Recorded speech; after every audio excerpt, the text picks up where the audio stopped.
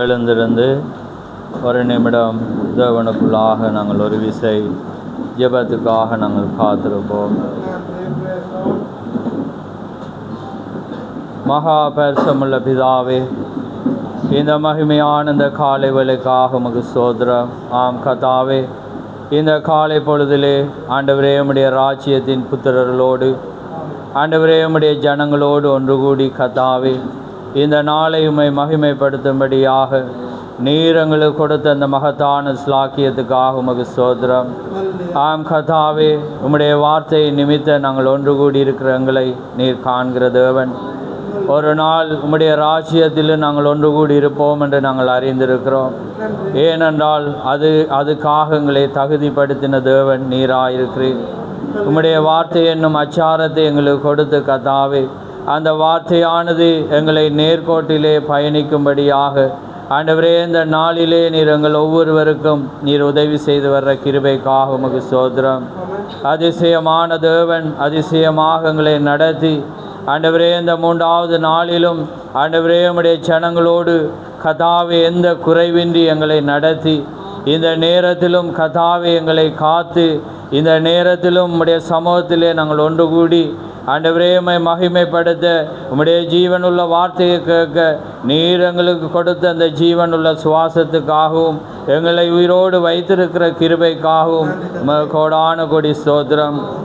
ஆம் கர்த்தாவே, இந்த 2 நாட்களிலும் எங்களை குறைவின்றி காத்து வந்த தேவன் இந்த நேரத்தில் உம்முடைய கிருபையானது எங்களோடு கூட இருந்து கர்த்தாவே நிறைவிலும் கர்த்தாவே நாங்கள் கர்த்தரை கண்டோம் என்ற அந்த நிச்சயத்தோடு கர்த்தாவே நீர் பேசினீர் என்ற அந்த நிச்சயத்தோடு எம்மாவூரிலே நீர் எந்த வண்ணமாக உம்மை குறித்து பேசும்போது ஆண்டவரே உம்மை குறித்து சிந்திக்கும் போது நீர் எந்த வண்ணமாக எங்கள் நடுவிலே அன்றைக்கு வந்தீரோ அந்த வண்ணமாக இந்த 2 நாட்களிலும் எங்களோடு இருந்த தேவன் இந்த நாளிலும் நீர் எங்களோடு இருந்து கர்த்தாவே ஆண்டவரே நீர் பெருகவும் நீர் மகிமைப்படவும் நாங்கள் சிறுகவும் எங்களை ஆராயவும் கர்த்தாவே நீர் எங்களோடு பேச போகிற உம்முடைய ஜீவனுள்ள வார்த்தைக்காக உமக்கு ஸ்தோத்திரம்.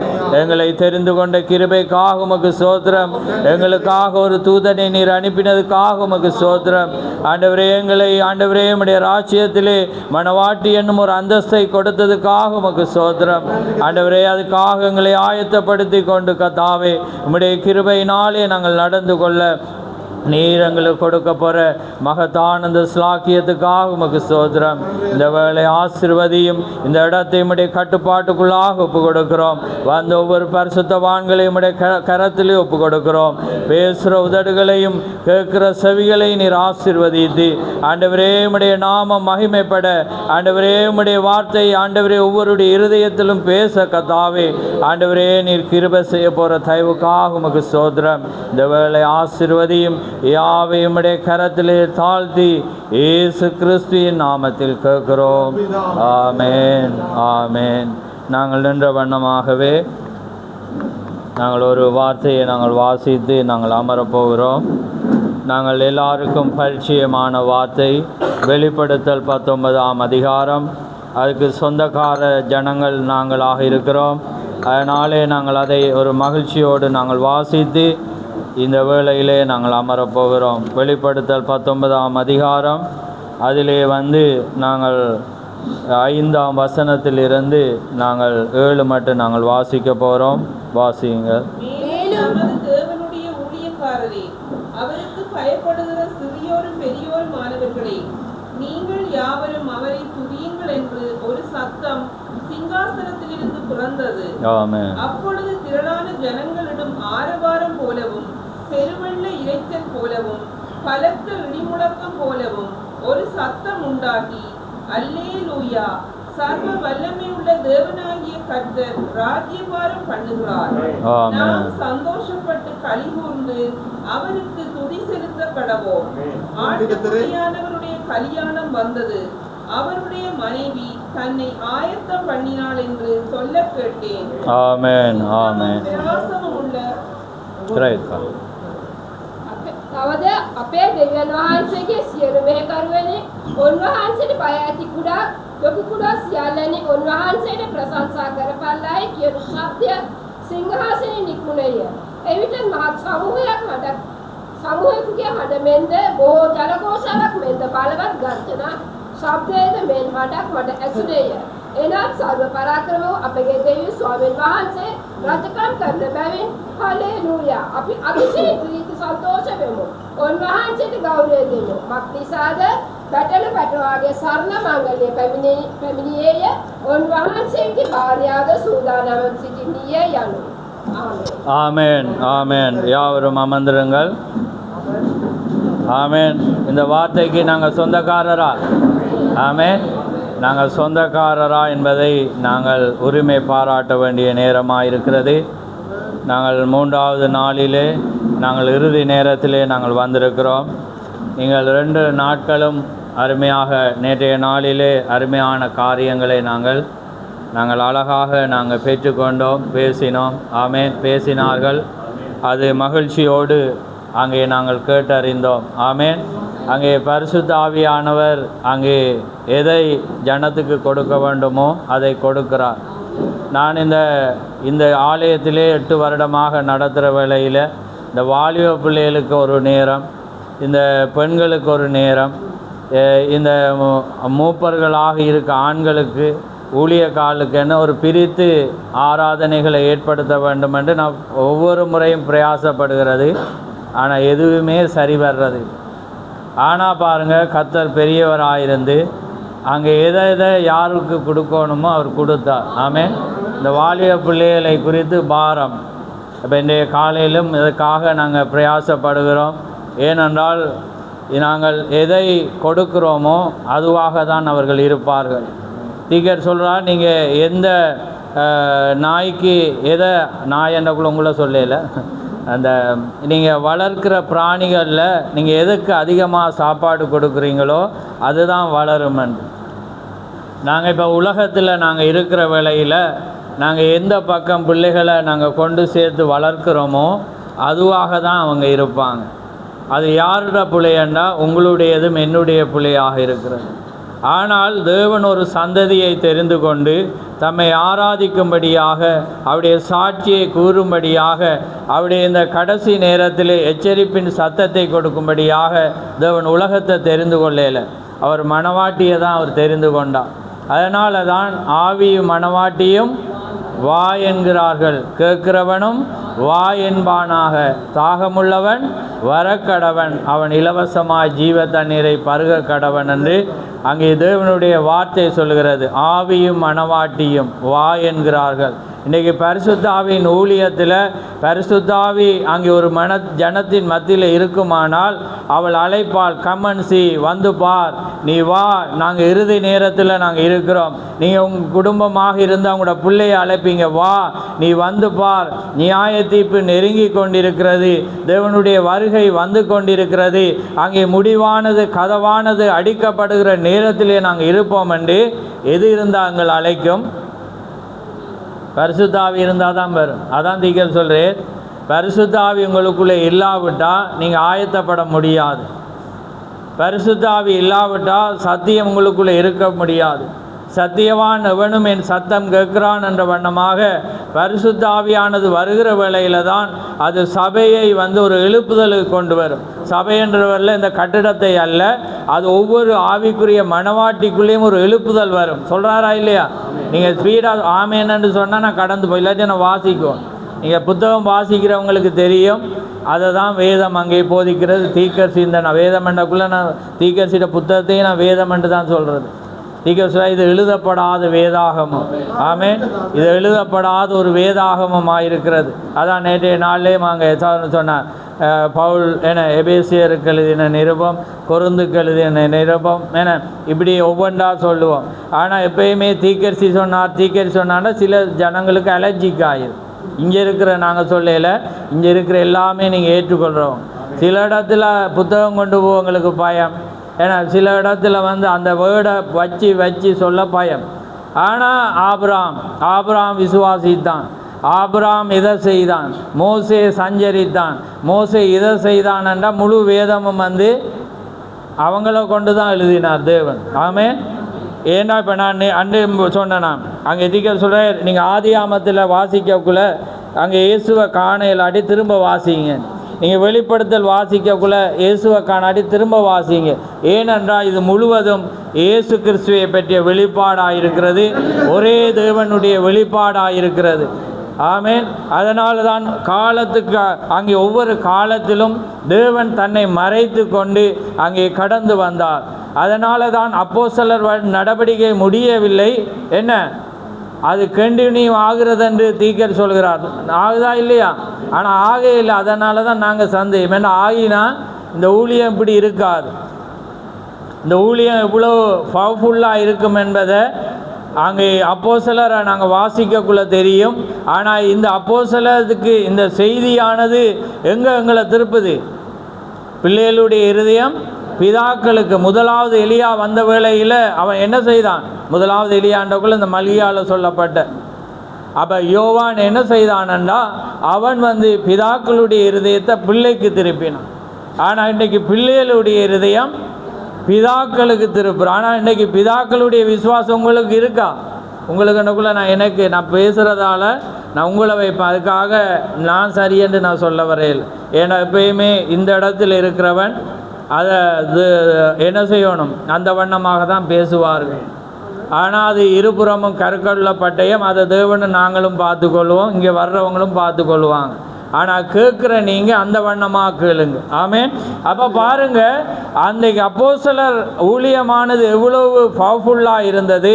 அவர்கள் யாரை பிரசங்கித்து கொண்டிருந்தார்கள், யாருக்காக ஐக்கியப்பட்டு கொண்டிருந்தார்கள், யாருக்காக ஒருமனப்பட்டார்கள் என்றால் நீங்கள் வாசித்தா தெரியும். ஆனால் இன்றைக்கு ஐக்கியமானது ஒருவரோடு ஒருவர் இறைஞ்சால் அங்கே ஒரு ஸ்டாப். ஏன்னா ஒருவரோடு இருந்தால் அது சரியில்லை, இது சரியில்லை, ஏன்னா அங்கே போகாத, அங்கே போனால் நீ மனவாட்டியே இல்லை, ஏன்னா அந்த வண்ணமான காரியம். ஆனால் அங்கே உண்மை இருந்தாலும் அந்த காரியமானது உங்களுக்குள்ளே, ஏண்டா தேவன் தீர்மானத்தை தெரிந்து கொள்கிற உரிமையை உங்களிடத்துல தான் வைத்திருக்கிறார். நீங்கள் எதுவாக இருக்கிறீர்களோ அதுவாக தான் நீங்கள் நடக்க முடியும். ஆமேன். அப்போ அதனால தான் உங்களுக்குள்ள செய்தி இருந்தால் நீங்கள் செய்தியின் பக்கம் சார்ந்திருப்பீங்க. நீங்கள் எங்கே சாயணுமோ அங்கால சாய்வீங்க. இல்லாட்டி எல்லாம் ஒன்று தான் என்று நீங்கள் என்ன செய்வீங்க, கடந்து போவீங்க. அதுக்காக பிசாசு நிறைய பேரை ஏன்னா பாஸ்டர் என்ற வடிவில் அவன் வச்சிருக்கிறான். அவங்க வந்து கேட்பாங்க, கூட்டம் நடத்துவோம், 2 நாள் நடத்துவோம், 3 நாள் நடத்துவோம், வாங்கன்னுட்டு அவங்க வருவாங்க. அதுக்கண்டு பேக்கை தூக்கிட்டு திரியிற நிறைய பேர் இருக்குது. நீங்கள் கண்டிருப்பீங்க, அவங்களெல்லாம் கண்டிருக்கிறீங்களா இல்லையா? அப்போ அதெல்லாம் அவங்களுக்கு எப்படியானவர்கள் என்பதையும் அந்த காரியமானது அவர்கள் அந்த வண்ணமாக இருக்கிறார்கள் என்பதை நீங்கள் தான் கவனிக்கணும். நீங்கள் அப்படியே இருந்தீங்கன்னா இந்த ஐக்கியமானது, இந்த காரியமானது ஒரு எழுப்புதலை கொண்டு வர முடியாது. இது வெறுமனே ஒரு நாள் 2 நாளோடு அது முடிகிறதா இருக்குது. ஆனால் இந்த செய்தியானது ஒரு மனிதருக்குள்ளே அது எப்பயுமே எரிந்து கொண்டிருக்கும், எப்பயுமே அது ஜொலித்து கொண்டிருக்கும். ஆமேன். அதுதான் அந்த காரியமாக இருக்க வேண்டிய ஒன்றாக இருக்கிறது. ஆமேன். அதுக்கு தேவன் உங்களுக்குள்ளே வரணும், எனக்குள்ளேயும் வர வேண்டும். ஆமேன். வந்தால் தான் நாங்கள் கடந்து செல்ல முடியும். ஆமேன். அப்போ அதனால் இந்த நாட்களில் ஒரு மகத்தான ஒரு காரியத்துக்குள்ளாக நாங்கள் வந்திருக்கிறோம். தேவன் தான் அங்கே உதவி செய்து வருகிறார். அதுக்கு ஆயத்தப்படுத்துகிறவரும் அவராக இருக்கிறார். அதனால் இன்றைக்கி நாங்கள் ஒரு பெரிதான ஒரு காரியத்தை பார்க்காம தீக்க சொல்கிறேன். இன்றைக்கி பில்டிங் ஆனது கட்டப்பட்டு எல்லாமே ஒழுங்குபடுத்தப்பட்டு நாங்கள் குடி போகிறதுக்காக டச்சப் பண்ண வேண்டிய நேரம் சொல்கிறாரா இல்லையா? இன்றைக்கி ஃபினிஷிங் நேரம். அப்போ அதனால் நாளைக்கு வீடு குடியண்டா இன்றைக்கி அதில் நீங்கள் என்ன செய்வீங்க, அதில் ஒரு கீறு இருந்தாலும் திரும்ப அடிப்பீங்க. ஆனால் குடி போன பிறகு கீறினா பரவாயில்ல. ஆனால் நீங்கள் போகும் முதல் என்ன செய்வீங்க, அடிப்பீங்க. அதே மாதிரி இன்றைக்கி நாங்கள் செய்தியானது என்ன செய்கிறதுன்றா எங்களை ஆயத்தப்படுத்துறது. அப்போ அதனால் நாங்கள் இந்த ஆயத்தப்படுத்தலான ஒரு காரியத்தை நாங்கள் என்ன செய்யணும், காரியத்தில் நாங்கள் செய்ய வேண்டும். நாங்கள் இன்றைக்கி எங்களை ஆயத்தப்படுத்தி கொள்ளணும். அதை தான் வேதம் சொல்கிறது. திரளான ஜனங்கள் ஆரவாரம் எடுக்கிற நேரமாக இருக்கிறது. அதே போல் நாங்கள் ஒரு அப்படியான ஒரு திரளான கூட்டமாய் ஒரு ஆரவாரத்தின் நேரத்தில் நாங்கள் வந்திருக்கிறோம். ஆனால் அதுக்காக எல்லாரும் நாங்கள் போக முடியாது. தேவன் ஒரு காரியத்தை தீர்மானித்து வந்திருக்கிறார். தேவனுடைய ஜனங்கள் முழு உலகமும் அங்கே இருக்கிறார்கள். தேவனுடைய மனவாட்டியை தேவன் அங்கே ஒவ்வொரு இடங்களிலும் வைத்திருக்கிறார். வைத்திருக்கிறார். ஆனால் இந்த காலத்தில் அந்த மணவாட்டி எல்லாமே ஒன்று சேர்ந்து தேவனுடைய மகத்துவத்தை புகழ வேண்டிய ஒரு நேரமாக இருக்கிறது. ஆமென். அப்போ அதனால் தீக்கர் சொல்ல நான் சுருக்கமாக சொல்லிட்டு நான் எல்லாமே மிக்ஸ் பண்ணணும். ஏன்னா 2 நாளில் நடந்த நீங்கள் எல்லாமே அழகாக பேசினீங்க. நாங்கள் இதுக்கு பிற்பாடும் ஒரு சவரன் இருக்க முடிந்த பிற்பாடு நாங்கள் உங்களுக்கு சாட்சிகள் நீங்கள் பெற்றுக்கொண்ட ஒரு காரியங்களை நீங்கள் சொல்லணும். அதே போல் நிறைய திறமையான அருமையான பாடல்கள் அங்கே நம்மளோட தோமஸ் பிரரெல்லாம் இருக்குது, அங்கே எங்களோட தீபன் அப்படி இருக்குது. நீங்கள் ஸ்பெஷல் பாடுகள் கேட்டீங்க. ஆனால் நான் நிறைய செய்யணும் என்று விரும்பினேன். நான் உங்களை தடை செய்யணும், உங்களை எப்படி சொல்லணும், உங்களை ஹர்ட் என்ன சொல்கிறேன் அவமானப்படுத்தவோ அல்லது நாங்கள் அதை விரும்பல. நாங்கள் அப்படி ஒரு எண்ணமும் இல்லை. ஆனால் சூழல்களாம். ஆனால் தேவனுக்குள்ளால் நீங்கள் ஒவ்வொருவரும் நீங்கள் விலையேற பெற்றவர்களாக இருக்கிறீங்க. தேவன் ஒவ்வொருவருக்கும் ஒரு தாளந்தை வச்சிருக்கிறார். ஊழியமானது ஒவ்வொரு மத்தியிலும் அங்கே இருக்கிறது. நாங்கள் அதை விசுவாசிக்கிறவர்கள். ஏனென்றால் தேவன் அப்போஸ்தல ஊழியம், சுவிசேஷ ஊழியம், அங்கே மேய்ப்பத்துவ ஊழியம், அங்கே அடுத்தது என்ன டீச்சிங் எல்லாமே தேவன் ஒவ்வொரு மத்தியில் அவர் வைத்திருக்கிறார். இது எல்லாமே வருகிற வேளையில் தான் சபையானது பெர்ஃபெக்ட். தமிழில் பரிபூர்ணம் எப்படி இருக்கிறது, நிறைவான வளர்ச்சி. ஆனால் ஆங்கிலத்தில் பெர்ஃபெக்ட் பரிபூரணம். இது எல்லாமே அடையணுமெண்டா இந்த ஒவ்வொரு ஊழியங்கள் இணைய வேண்டும். அது ஒரு மாமிச ரீதியான உறவுகள் அல்ல, ஒரு கோட்பாட்டுக்காக அல்ல, ஒரு கொள்கைக்காக அல்ல. அது தேவனுடைய ஆவியினால் ஒரே சரீரத்துக்குள்ளாக ஞானஸ்தானம் பட்டு ஒரே ஊற்றுக்குள்ளாக வருகிற வேளையில் தான் அது தானாக இணையும். இல்லாட்டி இது பிரசங்க பீடமாக இல்லாமல் யுத்த களமாக மாறிடும். புல்பீட்டண்டா என்ன, குழியில் இருக்கிற மனிதனை இழுக்கிற இடம். பிரசங்க பீடமானது ஒரு பாவியை இழுத்து கொள்கிற கவர்ச்சியின் இடமாக மாத்திரமே அது இருக்க வேண்டும். ஆமேன். அப்போ அதனால் நாங்கள் இதை சுருக்கி கொண்டு கடந்து போவோம். அதனால் இப்போ நாங்கள் வாசித்த காரியத்திலிருந்து தீக்கர் சொல்கிற காரியத்தை நாங்கள் மீண்டும் நீங்கள் ஏற்கனவே கேட்டிருப்பீங்க, நாங்கள் ஏற்கனவே பார்த்துருப்போம். ஆனால் மணவாட்டியானவள் உங்களுக்கு தெரியும், உலக தோட்டத்துக்கு முன்பாகவே அவருடைய சிந்தையில் அவள் இருந்தால். அங்கே ஆதி முதலாகவே அந்த சத்தத்தை கேட்டவளாக இருந்தார். ஆதியிலே அவரோடு இருந்தார். அதனால தான் சீசர்களை பார்த்து அவர் சொல்லும்போது, ஆதி முதல் என்னோடு கூட இருந்தபடினாலே எனக்கு சாட்சியலாக இருப்பீர்கள். நீங்கள் ஆதி முதலாக அவரோடு இல்லாட்டி என்னாலேயும் உங்களாலேயும் சாட்சியாக இருக்க முடியாது. அப்போ அதனால தான் நாங்கள் வெள்ளி பார்த்தோம், ஒரு மனிதன் கிறிஸ்தவனாக நிலைத்து நிற்க வேண்டுமானால் அதுக்கு அங்கே தேவன் ஒரு மனிதனை தெரிந்து கொள்ளாவிட்டால் அவனால் அதில் நிலைத்து நிற்க முடியாது. அங்கே தேவன் தெரிந்து கொண்டாதான் ஒரு மனிதன் அவர் அழைக்கிற தேவனாக இருக்கிறார். அழைத்தாதான் என்ன நடக்கும், அபிஷேகம் வரும், பரிசுத்த ஆவி வரும். அங்கே பரிசுத்த ஆவி வந்தாதான் நீங்கள் பொருத்தப்படுவீங்க. இன்றைக்கி பொருத்தப்படாத நிறைய மணவாட்டி இருக்கிறார்கள். ஏனென்றால் தெரிந்து கொண்டதாக அவங்க தெரிந்து கொள்கிறார்கள், அவர்கள் தானாக அழைக்கப்படுகிறார்கள், தானாக அபிஷேகம் இருப்பதாக அவர்கள் நினைக்கிறார்கள். ஆனால் வார்த்தை என்னும் வருகிற வேளையில் அங்கே பொருத்தம் இருக்காது. அதனால தான் தீக்கர் சொல்கிறேன், அங்கே மணவாட்டிக்கு அவர் சொல்கிறேன், நீங்களுடைய வாழ்க்கையானது அதிக சத்தமிடுகிறபடினாலே உங்களுடைய சாட்சியை என்னால் கேட்க முடியவில்லை என்று அங்கே பழமொழி இருக்கிறது. அமெரிக்காவில் அது ஒரு வழக்கமான, உங்களுடைய வாழ்க்கை உலகத்தோடு அதிக சத்தமிட்டு உங்களுடைய கிரியையானது அங்கே காரியத்தோடு இல்லாவிட்டால் நான் இதில் பேசக்குள்ள ஒரு மனிதன் எழும்பி போவானா இல்லையான்னு சொல்லுங்கள். ஏண்டா தேவன் அந்த சுபாவத்தை ஒரு மனிதனுக்குள்ள தேவன் வைத்திருக்கிறேன். ஏண்டா ஒரு பிரசங்கியானவன் எப்படி இருக்க வேண்டும் என்பதை தேவன் வைத்திருக்கிறேன். அப்போ நான் ஒரு சண்டைக்காரனாக, நான் ஒரு பொய் பேசுகிறவனாக, நான் உங்களை கணம் பண்ணாதவனாக, நான் உங்களை மதிக்காதவனாக இருந்தால் நான் எழும்பி நான் உங்களை அன்பு செலுத்துகிறேன்னா டக்குன்னு 2 பேர் எழும்பி போயிடுவான். போவானா இல்லையான்னு சொல்லுங்கள். போவார்கள், போய்கொண்டு இருக்கிறார்கள். ஏனென்றால் எங்களுடைய வாழ்க்கை அதிக சத்தமிடுகிறது. எங்களுடைய வாழ்க்கையானது மேலாக சத்தமிடுகிறபடினால நான் இங்கே இடத்துல ஒரு சாட்சியையோ நான் ஒரு பிரசங்கத்தை பண்ணினாலும் ஜனங்க கேட்க மாட்டாங்க, உடனே குனிவாங்களா இல்லையா? இது இயல்பான ஒன்று. தேவன் அந்த தன்மையை வைத்திருக்கிறார் என்று தீக்கர் சொல்கிறார். ஏனென்றால் அதனால தான் பரிசுத்த ஆவி வருகிற வேளையில் நேற்று இருந்த வாழ்க்கை இன்று இல்லை, இன்று இருந்த வாழ்க்கை நாளல்ல. அது எல்லாமே தேவனை மகிமைப்படுத்தி அங்கே கிறிஸ்து ஒரு மனிதனுக்குள்ளே இருக்கிறான். ஆமென். அதனால் தான் சொல்றார், ஆட்டுக்குட்டியானவரின் கல்யாணம் வந்தது, அவருடைய மனைவி தன்னை ஆயத்தம் பண்ணினான். நான் உங்களை ஆயத்தப்படுத்த இயலாது, உங்களோட தகப்பன் தாய் உங்களோட பிள்ளைகளை நீங்கள் உங்களோட பிள்ளைகளை ஆயத்தப்படுத்த இயலாது, அவர்கள் ஆயத்தப்படுத்துவாங்க. ஏனென்றா செய்தி வர்ற வேளையில் அவங்க தீர்மானிப்பாங்க. தீர்மானித்த பிற்பாடு நிச்சயித்து கொள்ளுவாங்க.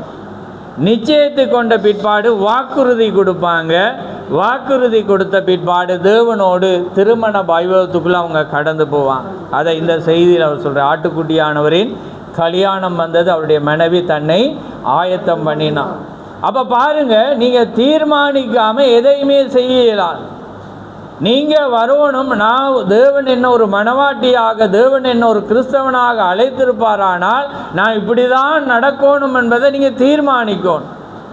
நீங்கள் தீர்மானிக்காதீங்க. நீங்கள் ஆனால் செய்தி நிறைய பேர் நினைக்கிறேன்னா மனவாட்டி ஆயத்தப்படுத்த தேவையில்லை, ஏன்னா மனவாட்டிகிட்ட ஒன்றுமே இல்லை, எல்லாமே முடிஞ்சு போனேன். அது உண்மை, அது சத்தியம், அது 100 அல்ல 200% உண்மை.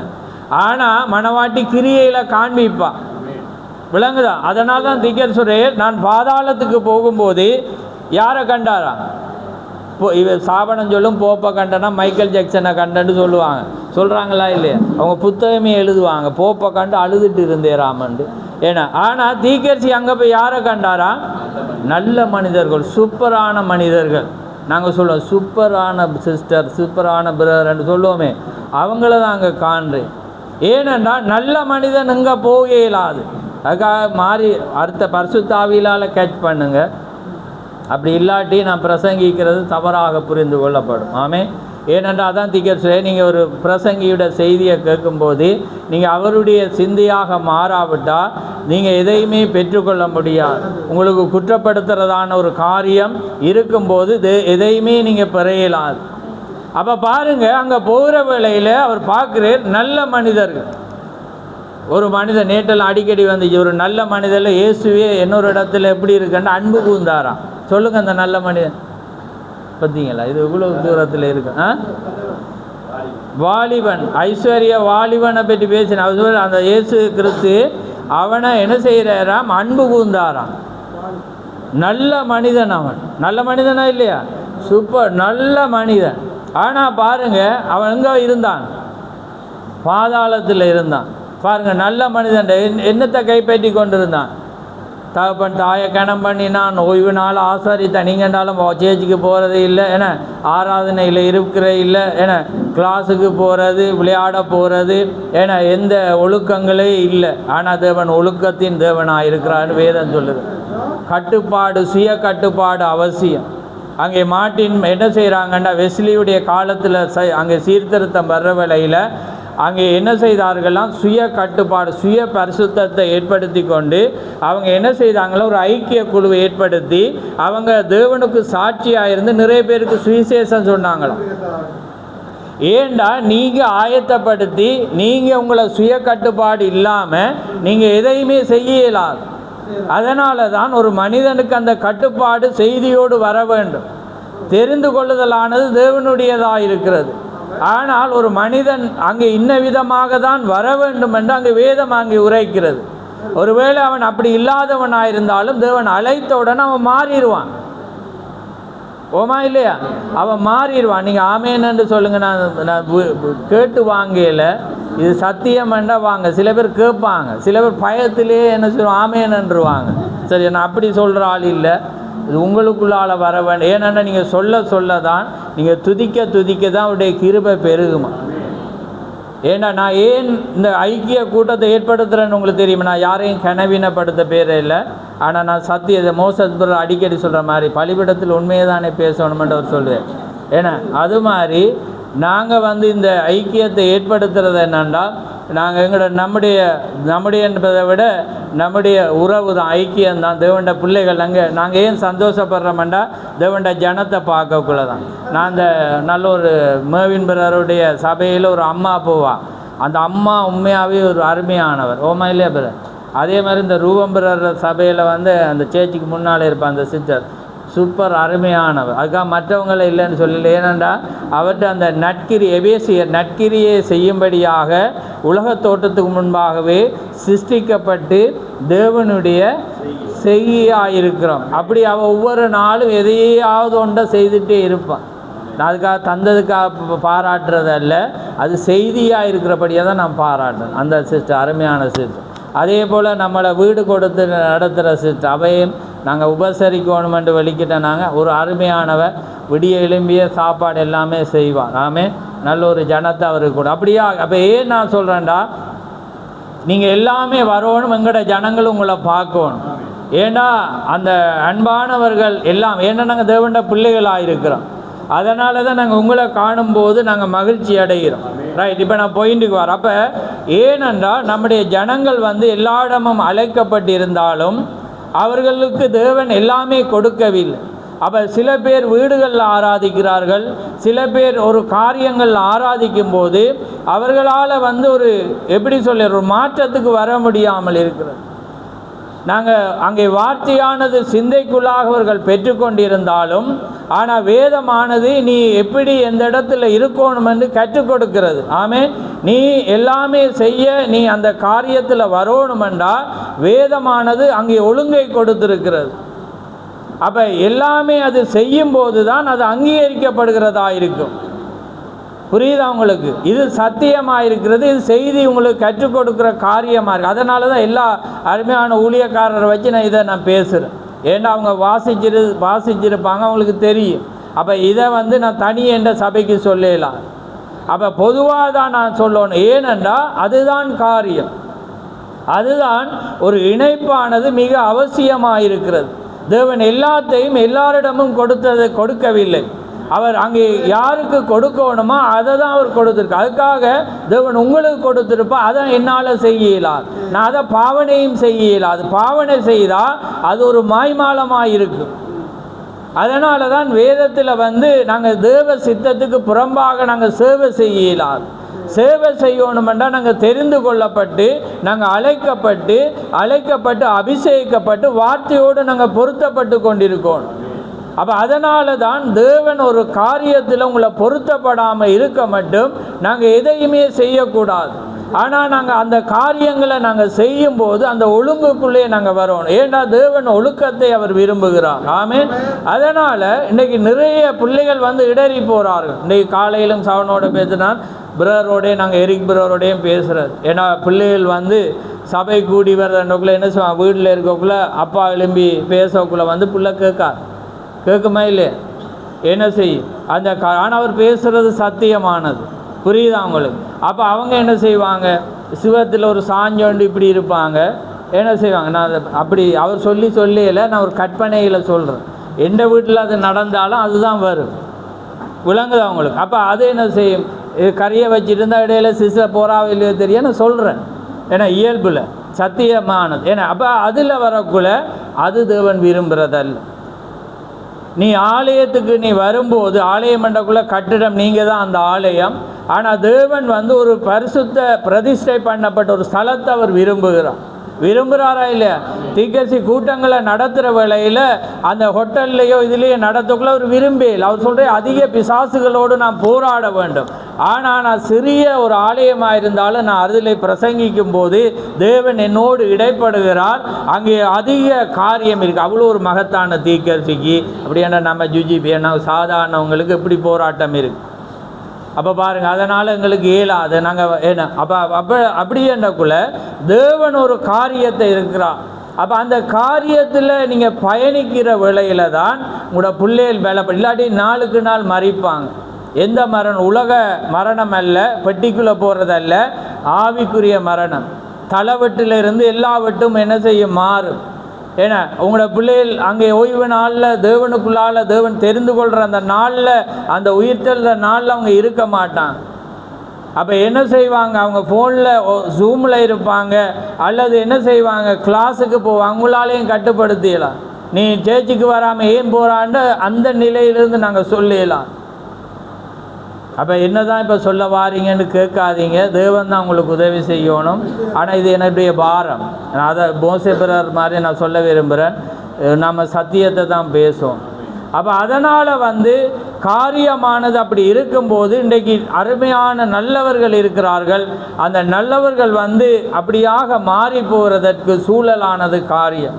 ஆனால் இந்த ஊழியமானது திரும்ப அங்கே வர வேண்டும். அது மனவாட்டியாக இருந்தால் அது திருப்பப்படுகிற நேரமாக இருக்கணும். அது ஒரு ஒழுங்குக்குள்ளே வர வேண்டும்.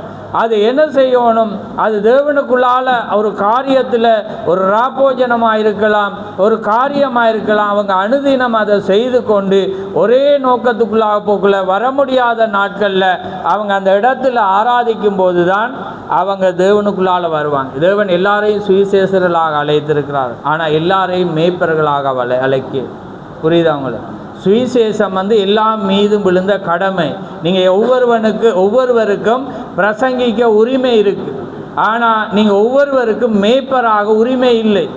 நீங்கள் மேய்ப்பராக உரிமை வருகிற வேளையில் தான் உங்களால் ஒரு ஞானஸ்தானத்தை செய்ய முடியும், உங்களால் ஒரு ராப்போஜனத்தை செய்ய முடியும், உங்களால் ஒரு விவாக காரியத்தை செய்து வைக்க முடியும். சொல்கிறாரா இல்லையா? கேள்வி பதில். நீங்கள் தேவ சமூகத்தில் செய்யப்படாத எந்த விவாகமும் விவாகமாகாது. சொன்னாரா இல்லையா? அதால் தான் தீர்க்கதரிசி பிரசங்கிக்கப்படும் போது கல்யாணம் கட்டி 20 வயது என்ன கடந்து போய் பேரப்பிள்ளையும் கட்டின பிற்பாடு என்ன செய்கிறாங்கன்னா விவாக பொருத்தனையை பண்ணுறாங்க. இப்போ இந்த செய்தியிலே நீங்கள் இதை பார்க்கலாம். நான் அதுதான் தீர்மானம், விவாக நிச்சயம், வாக்குறுதி, கல்யாண வைபவம், திருமண வைபவம், 4 கட்டமாக பேசுகிற தீர்க்கதரிசி. அப்போ அந்த நேரத்தில் தான் நீங்கள் ஒரு கணவன் மனைவியோடு அதை தான் அவர் வைக்கிறேன். இப்போ நான் அதுக்கு முன்பு ஒரு பாயிண்ட்டை நான் வாசிச்சுட்டு போகிறேன் பாருங்கள். ஏன்னா நீங்கள் பெண்கள் இன்றைக்கி தாறுமாறாக போயிட்டாங்க. அப்போ அது தாறுமாறாக போன பிற்பாடு இன்றைக்கு இதை வாசிக்கணும். ஏனென்றா கிறிஸ்துவின் காணக்கூடாத இணைப்பு. ஆமேன். கிறிஸ்துவின் இதில் தீக்க சொல்கிறேன். புத்தகம் வைக்கிறவங்க வீட்டை போய் வாசிங்க. 47, 48, 49 நான் வாசிக்க போகிறேன். சரி, நான் ஸ்பீடாக வாசிக்கணுமெண்டா 48லேருந்து வாசிக்கிறேன். ரைட், மேலே வாசிக்கிறேன். இப்பொழுது இந்த உள்ளூர் சபைக்கு இதை கூற முற்படுகிறேன். நீ அசோகரியப்பட்டு தவறாக எண்ண வேண்டாம். நான் தான் நாட்டின் பல்வேறு பாகங்கள் இருக்கின்ற தெரிந்து கொள்ளப்பட்ட சீமாட்டியாக நான் கருதுகிறவர்களிடத்திலே நான் பேசுகிறேன். அதாவது தேவனுடைய சீமாட்டியாக இருக்கிறவங்களுக்கு அவர் பேசுகிறாராம். என்னுடன் இணங்காத போதகர்கள் இங்கிருக்க நேர்ந்தால், திகழ் சொல்கிறேன், இங்கு என்னோடு இணங்காத போதகர்கள் இருக்க நேர்ந்தால் சிறிது நேரம் அமைதியாக இருக்க கேட்டுக்கொள்கிறேன். அப்படி இருந்தால் தயவு செய்து நீங்கள் இங்கே இல்லை, அப்படி தீக்கர் சொல்கிறத நான் வாசிக்கிறேன். சரியா?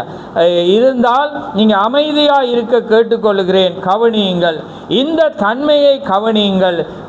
ஸ்திரீகள் பதட்டமாக தங்கள் விருப்பப்படி என்ன செய்ய வேண்டுமானாலும் செய்வதை நீங்கள் காணும்போது சபையும் அதே செய்வதை நீங்கள் காணலாம்.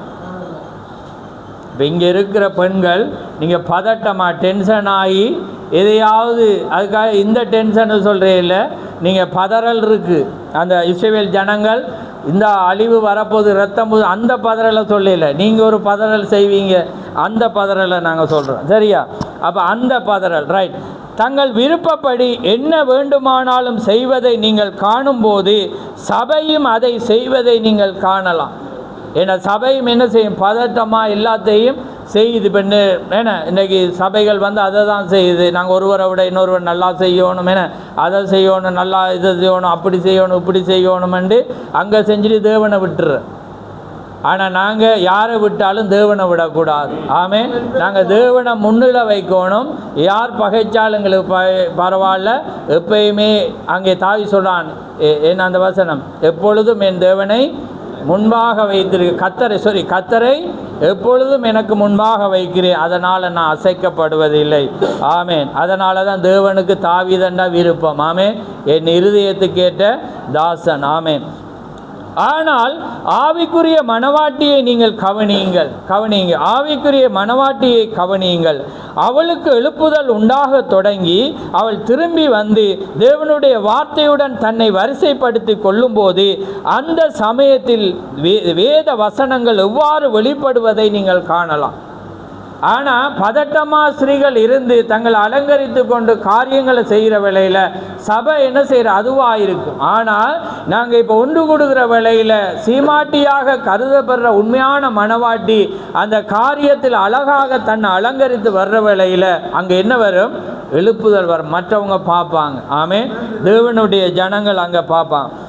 தேவனுடைய வார்த்தையுடன் தன்னை வரிசைப்படுத்தி கொள்ளும்போது தேவனுடைய ஒவ்வொரு வார்த்தையினாலும், அதால் தான் நாங்கள் முன்னுக்கு எழுதி வைத்திருக்கிறோம், ஜனங்கள் தேவனுடைய வார்த்தையை வாசிக்க மாட்டார்கள். அதனால் தேவன் என்ன செய்தாராம்? வேத வசனத்தை தண்ட ஜனத்தில் வச்சிட்டாராம். அப்போ ஜனம் பார்க்கக்குள்ள என்ன செய்யும்? அங்கே கணிப்பர், இவங்க கிறிஸ்தவங்க, அன்பானவங்க, சாந்தமானவங்க, என்ன பொறுமை உள்ளவங்க, விசுவாசம் உள்ளவங்க. இன்றைக்கி மணவாட்டி என்ற போர்வையில் இருக்கிற விசுவாசம் இல்லை. முகத்தை பார்த்தா என்ன, அதை பார்த்தாலே பயமாக இருக்கிற மாதிரி, என்ன சாந்தம் இல்லை, பொறுமை இல்லை, டக்கண்டு. அப்போ பாருங்கள், அப்போ இதெல்லாம் வந்து ஒரு அழகான புறம்பான அலங்கரிப்பு இல்லாமல் சாந்தமும் அமைதலான ஒரு காரியத்தோட வர்ற வேளையில் அதுதான் உண்மையான ஒரு எழுப்புதலாக இருக்கு.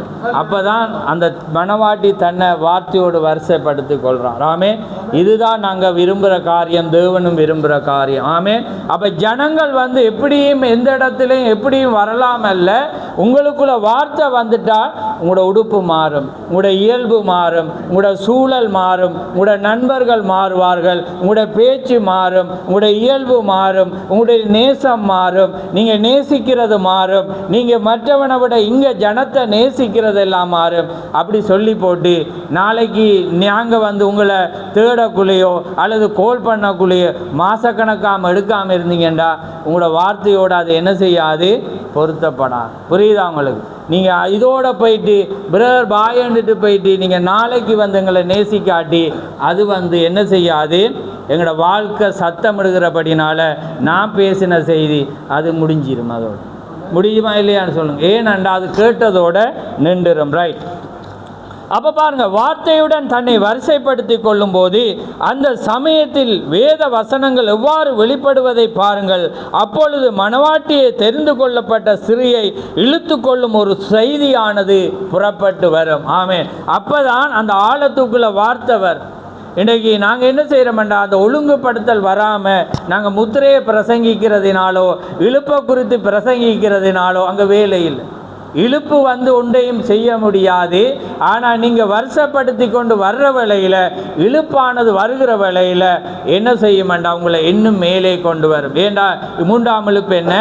வார்த்தையை பிரசங்கிக்கிறது. ஆனால் அதை விட தீக்க சொல்கிறேன், அங்கே என்ன செய்கிற ஆவிக்குரிய பாதாளத்தில் உள்ள காவலில் உள்ள ஆத்துமாக்கள் என்ற செய்தியில் சொல்லுகிறார். என்ன சொல்கிறேன்? அந்த மூன்றாம் இழுப்பானது என்ன? இலக்க மரித்தவர்களுக்கு பிரசங்கப்படுற செய்தியாக இருக்கிறது. புரியுதா உங்களுக்கு? அதனால் அவர் என்ன சொல்கிறாருண்டா, இந்த செய்தி சாட்சியாக பிரசங்கிக்கப்படும், ஆனால் எந்த ஆத்துமாவும் ரட்சிக்கப்படாது. நோவா எத்தனை வருஷம் பிரசங்கிச்சான்? 120 பிரசங்க. யாராவது செய்தியை கேட்டு ரட்சிக்கப்பட்டானா? இல்லை. அப்போ தீக்க சொல்லே, அதுவோ இந்த நேரமாக இருக்குமோ நான் அறியேன், நான் பயப்படுகிறேன், நான் பதறுகிறேன். ஏனென்றால் கதவானது அடைக்கப்பட்டு விட்டதோ என்று அவர் ஏனென்றால் சொல்கிறாண்டா, அதுதான் அது உண்மை. இன்றைக்கு எவ்வளவுதான் சத்தியம் பிரசங்கிப்பட்டாலும் நீங்கள் காவலில் இருந்தால் யாருமே ரட்சிக்கப்பட முடியாது. ஆனால் மணவாட்டியானவள் தெரிந்து கொள்ளப்பட்டபடினால் இப்போ உடனே சீக்கிரமாக அவள் என்ன செய்வாள்ண்டா, தன்னை வருஷப்படுத்தி கொள்வாள். தான் எதில் இருந்தாலும் அதை விட்டு விலகிடுவாள். ஏனென்றா நீ தீவிரமாக வாழ்ந்தது தான் செய்தியாக இருக்கிறது, பதறுகிறது தான் இந்த நேரத்துக்குரிய செய்தியாக இருக்கிறது. நான் 2 வருஷத்துக்கு பிறகு, அல்லது நான் ரிட்டையர் ஆகின பிறகு, அல்லது நான் இந்த வேலையிலேருந்து மாறினோன்னு, அல்லது நான் கல்யாணம் முடித்த பிற்பாடு, அல்லது நான் ஒரு வாழ்க்கையை, அதுக்கு நேரமே இல்லை. ஏனண்டா எல்லாமே முடிஞ்சு போனதா இல்லையா? எல்லாமே முடிந்து போய்விட்டது. அப்போ வருகை முடிஞ்சுட்டான்னு நீங்கள் சொல்லி கேட்டுறாங்க. ஏன்னா வருகையானது தெரிந்து கொள்ளப்பட்ட ஜனங்கள் நிறைவுக்கு வந்து விட்டார்கள். ஆமென். எல்லாமே க்ளோஸ் ஃபைல். இப்போ என்ன நடக்குதுண்டா, சத்தியத்தை தான் பேசுகிறேன். என்ன நடக்குதுண்டா, இப்போ மணவாட்டி வார்த்தையோடு சரிப்படுத்தி கொள்கிறா, மற்றவை எல்லாமே காவலில் இருந்து கேட்டுட்டு இருக்குது பிசாசெல்லாம். புரியுதா உங்களுக்கு? அதுக்கு உங்களை சொல்லலை புள்ளங்களா, அந்த ஆவிக்கு நான் பேசி கொண்டிருக்கிறேன், சரீரமான உங்களுக்கு நான் பேசலை. ஏனென்றா நீங்கள் ரட்சிக்கப்படாமல் இயேசு கிறிஸ்து பாதாளத்துக்கு போய் 3ஆம் இழுப்பில் அவர் அங்கே பிரசங்கிக்கிற வரையில் அவரோட செய்தியை கேட்டு யாரும் ரட்சிக்கப்பட்டானா? ரட்சிக்கப்பட முடியுமா? இல்லவே இல்லாது. யாருமே வரல. ஏண்டா தீர்க்கதரிசி அவளுக்காக கொடுக்கப்பட்டது, அந்த செய்தி அவங்க ரிஜெக்ட் பண்ணிட்டாங்க. அப்போ ஏன் இயேசு போனேன்டா, நான் தான் அங்கே பேசினேன், எந்த செய்தி தான் அவன் பேசினான், அதனால தான் இங்கே இருக்கிறீங்க என்று சொல்லி அதை ஏனென்றா இங்கே எழுதி அதை உங்களுக்கு திஷ்டாங்கமாக வைக்கப்பட வேண்டும் என்பதற்காக எழுதப்பட்டிருக்கு.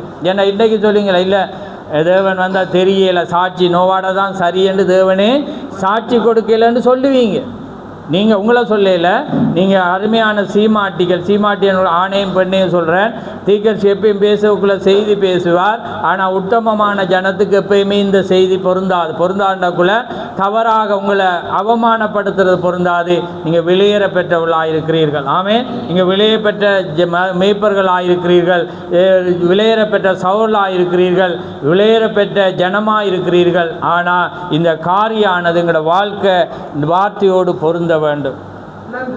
அப்போ அதனால தான் இன்றைக்கு ஐக்கியத்தை ஏன் பிசாசு உடைத்தான், ஏன் ஒரு ஐக்கியத்துக்கு ஜனத்தை கொண்டு வர முடியாமல் இருக்கண்டா காரணம்.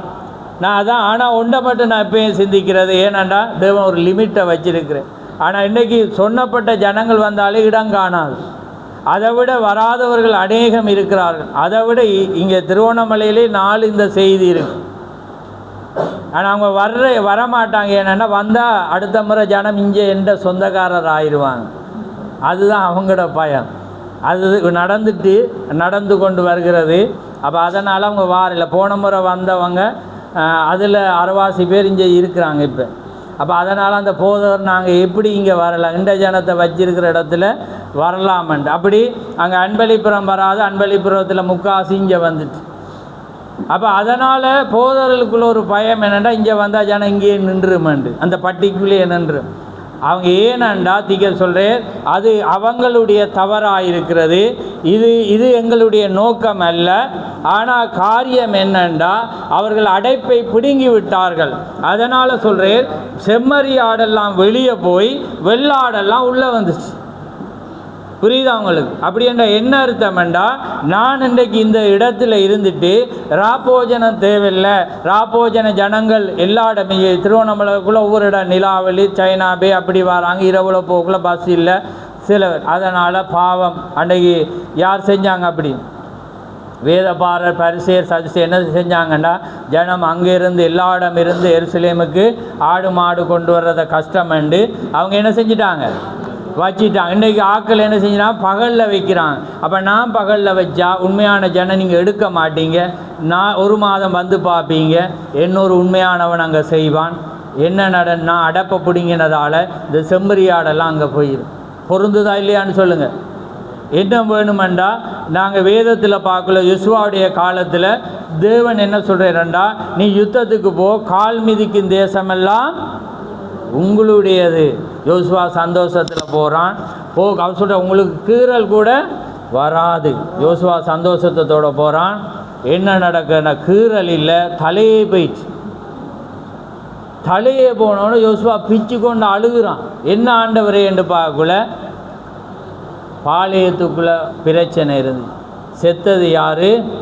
மைக்கேல் ஜாக்சனும் ஏன்னா இவங்களும் செத்தாங்க. உத்தமமான 36 பேர் செத்தான். பாருங்க, ஒரு தவறானவனால் செத்தது கெட்டு போனவன் அல்ல. ஆனால் சபையிலேருந்து கொஞ்சம் பேர் போனால் ஆக்கள் சொல்லுவாங்க, கோதுமையெல்லாம் இங்கேருந்து பதரெல்லாம் பறந்துட்டுவான். ஆனால் அது செய்தி அல்ல. புரியுதா அவங்கள? செய்தி மாறி தான் பார்க்கணும். பதர் போயெல்லாம் கோதுமை போயிட்டு பதர் இருக்குது. புரியுதா அவங்களுக்கு? அதுதான் காரியம். அங்கே அடைப்பானது பிடுங்கப்படுற வேலையில். அதால் தான் நான் எப்பயுமே நான் அரணாக வார்த்தையை தான் வைக்கிறது. என்னென்ன வைக்கிறது இல்லை, என் வடிவை வைக்கிறது இல்லை, அழகை வைக்கிறது, அதுக்கு வடிவன்னு சொல்ல வசனம் மாறி வந்துட்டான். சரி, என்ன வைக்கிறது இல்லை, ரைட், என் திறமையை வைக்கிற இல்லை, நான் இப்பயும் வார்த்தையை தான் வைக்கிறேன். அதனால தான் நான் படு மோசமாக ஜனத்தை நான் அடக்குமுறையில் வச்சாலும், எத்தனையோ வருடம் கொமினியன் கொடுக்காம ஜனம் வச்சாலும் இங்கே தான் இருக்கிறான். ஏனென்றால் அது அடைப்பு, எந்த கட்டுப்பாடு இல்லை, எந்த கொள்கையில், அது வார்த்தை. நீங்கள் வார்த்தையை வச்சு சபையை நடத்தி பாருங்கள், ஒருவனும் போக மாட்டான். அப்படி போரானா இருந்தால் அவன் தவறானவன். அவன் போன உடனே அவன் வாழ்க்கையில் நடக்கிற பிரச்சனை, ஒரு பொலுசில் சண்டையாக இருக்கும், பிரச்சனையாக வரும், நீங்கள் அவங்க கேள்விப்படுவீங்க. அப்போ நீங்கள் யோசிப்பீங்க அவன் போன, இல்லாட்டி உங்களோட சபை கெட்டு போயிருக்கும், உங்களோட சபையோட பேர் தான் போயிருக்கு. அப்படி நடந்திருக்கு. எங்கிட்டதுலேருந்து போனாங்க, ஆனால் போய் ஒரு மாதத்தில் பார்த்தா அங்கே நடந்த யுத்தங்கள், போலீஸ் கேஸுகளை பார்க்கக்குள்ள தேவன் உதவி செய்தார். ஏனென்றால் அல்லாட்டி எங்கே அங்கே போகிறான், அதுதான்ன்றதை என்ன சொல்லுவாங்க, ரைட். அப்போ நான் இப்போ செய்தியை மறந்துட்டு அங்கே விட்டுட்டேன், ரைட். அப்போ அடைப்பானது அங்கே பிடுங்கப்படுற வேளையில் காரியமானது என்ன செய்யுமெண்டா கடந்து போகும்.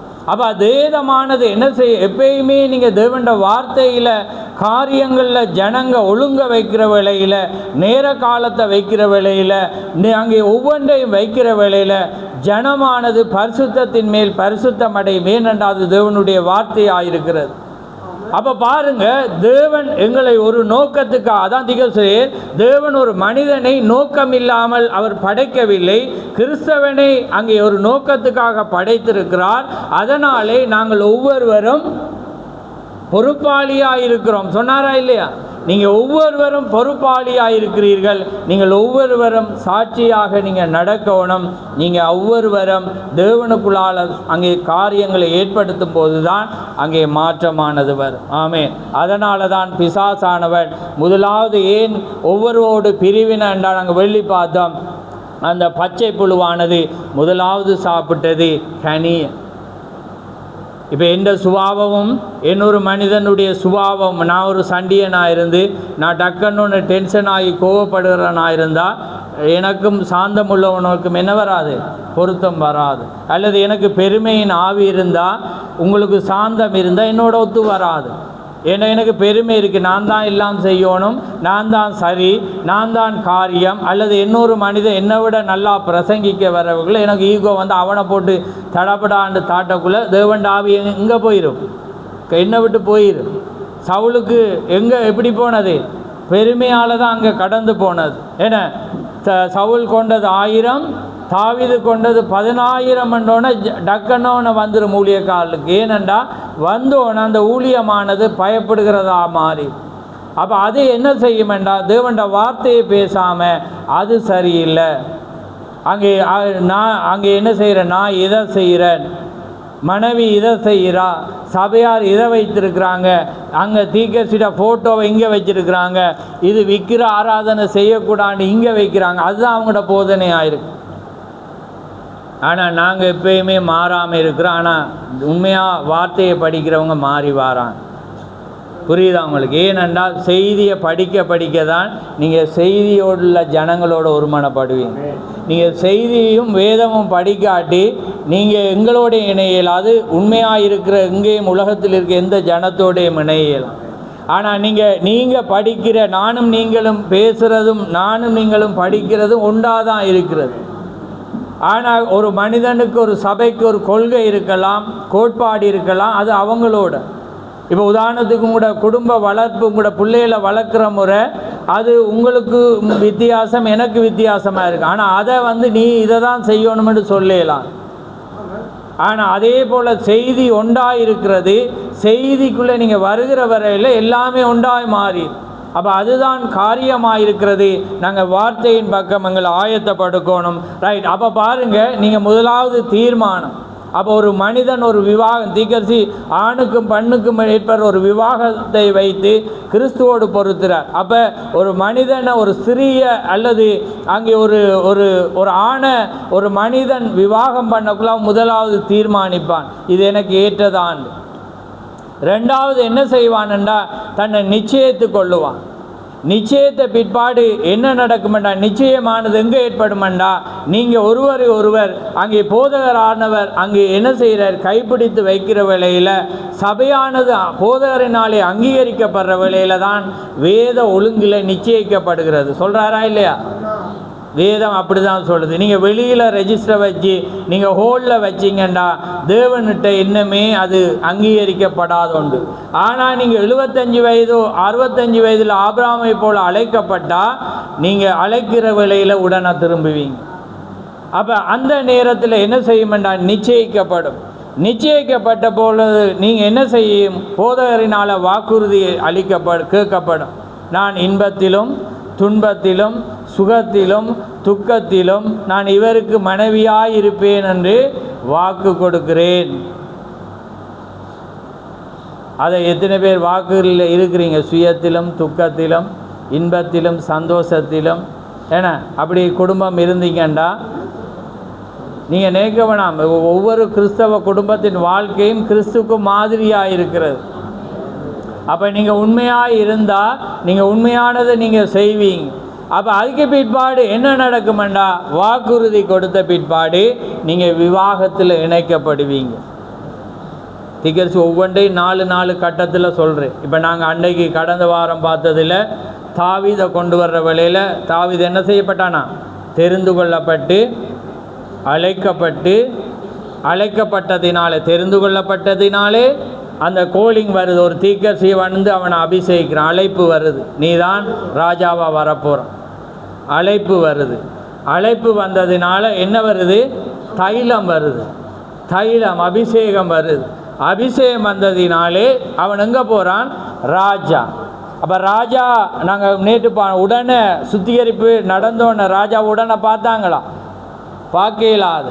1 வருடமாக என்ன நடந்தது, சுத்திகரிப்பு நடந்தது. அப்போ பாருங்கள், சுத்திகரிப்பு வெள்ளை போலத்தினாலும் சுகந்த வர்க்கத்தினாலும் பெண்களுக்குரிய சுத்திகரிப்பினாலும் என்ன நடந்துச்சுண்டா, சுத்திகரிக்கப்பட்டு தான் ராஜாவை போய் அவங்க சந்திக்கப்படுது. அப்போ அதே போல தான் காரியமானது என்ன செய்யப்படணுமெண்டா, உங்களுக்குள்ள தெரிந்து கொள்ளப்பட்டால் அழைப்பு வரும், அழைப்பு வந்தால் அபிஷேகம் வரும், அபிஷேகம் வந்தால் பொருத்தப்படுவீங்க. நீங்கள் சாதாரணமாக தெரிந்து கொள்ளப்பட்டு வரலாம். அங்கே பிரதர் வந்தேர், மன்னாருக்கு வந்தேர், நான் அந்த செய்தி வந்தோடனே நான் தெரிந்து கொள்ளப்பட்டேன். வந்தோடனே அடுத்த நாள் வந்து என்னை பாஸ்டர் ரெண்டு அழைச்சிட்டாங்க, என்னை ஆள் இல்லாததுனால நான் வந்துட்டேன். அதுக்கு பின்னால் என்னட்ட அபிஷேகம் வந்துட்டு இப்போ அதனால் நான் பொருத்தப்பட்டேன்னு நிறைய பேர் வரலாம். ஆனால் தேவனுடைய அழைப்பாக இருந்தால் எப்பயுமே வார்த்தையானது எப்பயுமே என்ன செய்யப்படும், பொருத்தப்பட்டு கொண்டே இருக்கு. அப்போ என்ன நடக்குதுண்டா, தீக்க சொல்கிறேன், தாவீது ராஜாவாகணுமெண்டா என்ன வேணுமா? எத்தனை தரம் பிரசங்கிச்சாச்சு? இதில் அபிஷேகம் சரி, என்ன இடையில் ஒரு இது வரணும், என்ன மாறணும், குணாதிசயம் மாறணும். நீங்கள் ஆளுகை செய்யப்பட வேண்டுமென்றால் உங்களுடைய குணாதிசயம் மாறணும். உங்களுக்கு பொறுமை வராட்டி ராஜாவாக இருந்தீங்கன்னா இன்றைக்கி யார் நம்மளை ட்ரம் செய்கிற மாதிரி வரும், அல்லது நம்முடைய ஈரான் அந்த கமெனி செய்கிற மாதிரி தான் நடக்கும். ஜனம் செத்தாலும் பரவாயில்ல, நான் இதுதான் சாக பிறந்தவங்கள் மாதிரி இஸ்ரேல்கிட்ட அடிய வேண்டுறாங்க. ஏன்னா என்ன அடி விழுது, என்ன காரியம் என்றாலும் அவங்க சாக பிறந்தவங்கள் மாதிரி இருக்கிறார். ஆமே. அப்போ அதனால் என்ன நடக்குமெண்டா, தீக்க சொல்கிறேன், நீங்கள் ஆளுகை செய்யப்பட வேண்டுமென்றால் உங்களுக்கு குணாதிசயம் மாறணும், உங்களுக்கு இயல்பு மாறணும், பொறுமை வரணும். அப்போ அதனால் தீக்கேசி தாவீதை உடனே அபிஷேகித்தாலும் ஏறக்குறை 22 வருடம் கடந்து போனது என்னென்னா, அவன் எல்லா அனுபவத்தையும் பெறணும். அவனோட வாழ்க்கையில் வார்த்தையானது நிறைவுக்கு வரும். அங்கே பாருங்கள், அவனுக்கு அபிஷேகம் வந்த பிற்பாடு சவுலானவன் கொலை செய்ய அங்கே வெளிக்கிட அவன் சொல்கிறான், கர்த்தர் அபிஷேகம் பண்ணின மனிதன் மீது கை போடாதே. அப்போ அவன் என்ன செய்கிறான்டா, அதுக்கு வாரான். அப்போ நாங்கள் இன்றைக்கி அபிஷேகம் பண்ணிட்டோம்னு நாங்கள் என்ன செய்கிறோம்டா, என்ன செய்வோம், எல்லார் மீதும் கையை போடுவோம். ஏன்னா அவன் இப்படி இவன் இப்படி காரியம் என்று. அப்போ நாங்கள் எங்கே போகலாது, ராஜா இன்றைக்கி ராணியா தேவன் என்ன செய்திருக்கிறார், எங்களை வைத்திருக்கிறபடினால நாங்கள் என்ன செய்யலாது, அந்த கட்டத்துக்கு நாங்கள் போகலாது. ஆமே. அப்போ அதனால தான் என்ன செய்யணுமெண்டா, உங்களுடைய இயல்புகள் மாறும், உங்களுக்குள்ளே குணாதிசயங்கள் மாறணும். மாறினாதான் நீங்கள் என்ன செய்வீங்கண்டா, நீங்கள் அந்த ஸ்தானத்துக்குள்ளே வரணும். அப்படியேண்டா நானே என்ன மாற்றுறதா இல்லை, மாற்றக்கூடியவர் தேவனாக இருக்கிறார். அதான் தீக்க சொல்கிறார், நீங்கள் பிரசங்க பீடத்துக்கு முன்னாக போய் நீங்கள் கதறுங்க, நீங்கள் அழுகுங்க, ஆண்டவரே எனக்கு இரட்சணியத்தின் சந்தோஷத்தை திருப்பி பாரும், எனக்கு சந்தோஷத்தை திருப்பி. ஏன்னா பரிசுத்தாவியின் கனி அது. நீங்கள் அந்த 9 கனியை வாசிங்க டக்கண்டு. கலாத்தியர் 6:6 டக்கண்டு வாசிங்க. அன்பு, சந்தோஷம், சமாதானம், நீடிய பொறுமை, தயவு, நற்குணம், விசுவாசம், சாந்தம், இச்சையடக்கம். ஆமே, பாருங்க, இச்சையடக்கம். இச்சையடக்கம் என்ற என்ன? தன்னடக்கம், சாந்தம், நற்குணம், ஏன்னா பொறுமை, விசுவாசம், அன்பு. பாருங்க, எல்லாமே வர்ற வேளையில் இதெல்லாம் இருக்கா பாருங்க. இதெல்லாம் பரிசுத்தாவினுடைய கனியாக இருக்கிறது. அப்போ அந்த கனி இல்லாட்டி அந்த மரம் பிரயோஜனமே இல்லை. அது மணவாட்டி மரம். அது இந்த மணவாட்டி மரம்ண்டா என்னிடத்தில் அன்பு இல்லாட்டி, என்னிட சாந்தம் இல்லாட்டி, நற்குணம் இல்லாட்டி, விசுவாசம் இல்லாட்டி இந்த மரம் ஒன்றுமே இல்லை. அப்போ இந்த மரம் அந்த மரத்தோடு பொருந்தாது. அப்போ என்ன வரும்? பிரிவினவர். அப்போ அது என்ன செய்யாது? நிலைத்து நிற்காது.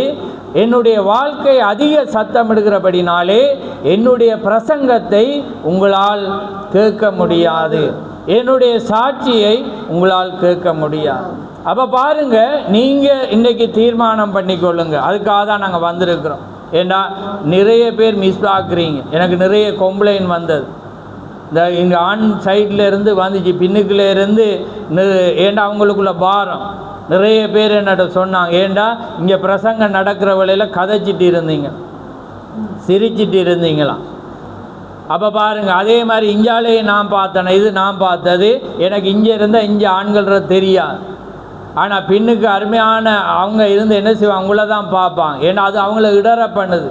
இடற பண்ணினா எந்திரக்கல்லை கட்டி சமுத்திரத்தின் ஆழத்தில் போடுவதே நலமாயிருக்கும். அப்போ நீங்கள் ஒரு காரியத்தில் நீங்கள் என்ன செய்யணும்? ஒவ்வொருவரும் அப்போ பாருங்கள், நாளுக்கு கீழே நாங்கள் பரிசுத்த ஆவியினால் நாங்கள் என்ன செய்கிறோம்டா, நாங்கள் பொதுவாக பேசுகிறோம். அப்படி இருந்தால் நாங்கள் என்ன செய்யணும்? அது என்னுடைய ஜனம். அங்கே எல்லாமே என்ன செய்யணும்? மாற்றிக்கொள்ளணும். அதே போல் யார் யாரோ நாங்கள் எல்லாமே என்னுடைய ஜனம் என்று சொல்ல, யார ஜனம்? தேவனுடைய ஜனம். அப்போ அதனால் நாங்கள் என்ன செய்கிறோம்? அருமையாக வாலிபர்களை குறித்து அவர் பேசினார். அது எல்லா சபையாருக்கும் எல்லாரும் என்னட்ட சொல்லக்குள்ளே எனக்கு சந்தோஷமாக இருக்குது. அதே போல் அவருடைய அனுபவ சாட்சி சொல்லக்குள்ள எல்லாருக்கும் என்னட்டு சொன்னாங்க நிறைய காரியம். அப்போ பிரதரை பாருங்கள், அவர் வயதானாலும் பலிபடத்தில் வரக்குள்ள ஒரு கம்பீரம். அன்றைக்கு நாங்கள் பார்த்து நாங்கள் பேசினோம், ஏன்னா அவர் அருமையான மனைவியும் எத்தனை ஏஜ் என்று சொல்லுங்கள் பார்ப்போம். இன்றைக்கி இதுதான் ஒரு அலங்கரிப்பை கொண்டு வர்றது. ஏனென்றா இந்த மெசேஜ் வந்தால் அங்கே இல்லாட்டி இந்த வயதான நேரத்தில் சொல்லுவோம், என்னால் வரைய லாபம், ஏன்னா இன்னொரு இவ்வளோ நேரம் இருக்க இயலாது. ஏன்னா இது எல்லாமே இதுக்கு தான் நான் விரும்புகிறது. ஏன்னா பார்க்கணும், அந்த அம்மா பாருங்கள் எவ்வளோ கஷ்டம். அது பிரதர் சபையில் அப்போ அந்த ஏஜிலேயும், ஏன்னா இது எல்லாமே பார்க்கணும். அப்போ இதுதான் இன்னொரு மனிதனுக்கு ஒரு சாட்சியாக அவனோட வாழ்க்கையை மாற்றும். ஏன்னா எங்களோட வாழ்க்கை இன்னொரு மனிதனை மாற்றுமா இல்லையா? செய்தி சொல்லுது. அப்போ அதான் வேதம் சொல்லுது. நாங்கள் இந்த வாக்குத்தத்த ஆராதனையில் காலையில் பார்த்தோன்னா, என் ஜனங்களை நான் ஆயத்தப்படுத்தினேன்டா உங்களை உபசரிக்க. நாளைக்கு அவங்களுக்கு ஏதாவது ஒன்று உங்களை கூப்பிடக்குள்ளே தெரியாமல் போனாலோ, உங்களை உபசரிக்காமல் போனாலோ அப்படி இருக்கக்கூடாது ஆயத்தப்படுத்துகிறேன். ஏன்னா உங்களோட காரியங்கள் அவங்கள கிறிஸ்துவை விட்டு விளக்கும். அது பிரயோஜனமற்றதாக போகும். அதனால் நீங்கள் உங்களோட என்ன நடந்தாலும் பொறுமையோடு நீங்கள் என்ன செய்யணும்? கையாளப்படணும் என்று நாங்கள் ஒவ்வொருவருக்கும் நான் புத்தி சொன்னேன். அதை வாக்குத்தத்த ஆராதனையிலேயே நான் கொண்டு வந்தேன். அப்போ பாருங்கள், ஏனென்றா இன்னொருவருடைய மரணத்துக்கு நானும் என்னுடைய ஜனங்களும் காரணமாகக்கூடாது. ஏன்னா இங்கே கிறிஸ்துவை நாங்கள் காண்பிக்க விரும்புகிறோம். நாங்கள் ஒவ்வொருவரும் கிறிஸ்துக்குள்ளே, ஏன்னா நாங்கள் ராஜ்யத்தின் புத்திரர்கள். நான் அந்த தீர்க்கதரிசியோட ஆரம்பம் நீங்கள் படிக்கிறவங்க இடையிலிருந்து படிக்காங்க, முன்னுக்கு இருந்து பின்னுக்கு மட்டும் வாசிங்க. அவர் ஆரம்பிக்கவில்லை சொல்கிறார், அருமையான பரலோகத்தின் ராஜ்யத்தில் இருக்கிற ஜனங்களோடு நான் கூடியிருப்பதை குறித்து இந்த பாவியான மனிதன் நான் சந்தோஷப்படுகிறேன் என்று. இன்றைக்கி அவரை கிறிஸ்துக்கு சொல்கிறாங்க. ஆனால் அது பொருந்துமா இல்லையான்னு சொல்லுங்கள். சிம்பிள் ஒன்றை வச்சே பார்க்கலாம். பரிசுத்தாக இருந்தால் சிம்பிளாக காட்டு. இப்போ இயேசு கிறிஸ்துவோட பொருத்துறதாண்டா அங்கே பொருந்தாது. ஏனண்டா இயேசு கிறிஸ்து மாறி சொல்லிட்டு என்ன சொன்னேன்? Very good. என்னிடத்தில் பாவம் உண்டு என்று உங்களில் யார் சொல்லக்கூடும்? அவர் கேட்ட என்னடா பாவம் உண்டு? அவர் எந்த பாவத்தையும் பாருங்கள், அவருடைய எதிரி கூட 3 எதிரி கூட இவர் நீதிமான் உத்தமன், இவரெடுத்த ஒரு பாவியில். ஆனால் இங்கே தீர்க்கதரிசி என்ன சொல்கிறேன்? பாவி. இயேசு அப்படியாக ஜெபிச்சேரா? இயேசு கிறிஸ்து அப்படியாக கடந்து போனாரா? இல்லை. ஏன் அவர் தேவனாக இருந்தபடினால் எந்த பாவமும் இல்லை. ஆமென். ஆனால் தீர்க்கதரிசி அவர் சொல்ல, நான் பாவத்தில் பிறந்து பாவத்தில் கற்பந்தரித்து நான் பொய் பேசுகிறவனாக வந்தேன். பாருங்க, அவர் என்ன செய்கிறார்? நாங்கள் அடிக்கடி பார்க்குற காரியம், அவர் என்ன செய்கிறாருண்டா, அவருக்கு அந்த இன்கம் டேக்ஸனால் பிரச்சனை வந்து அவருக்கு அலுப்பு தொல்லை கொடுத்ததுனால கோலுக்கு மேலே கோல் வரக்குள்ள அவர் சொல்கிறார் மனைவிட்ட, என்ன சொல்கிறார்? நான் இல்லைன்னு சொல்லிடுறேன்.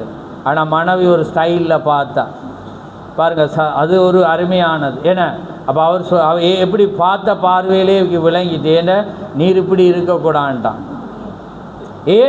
புரியுதா? ஏனண்டு பாருங்கள், தேவ எங்கே பொறுத்து ஏண்டா ஒரு மனிதன் அப்படி போதகனாக இருக்கணுமெண்டா அவன் என்ன செய்யணுமெண்டா அவன் மனைவி அறிஞ்சிருந்தான்.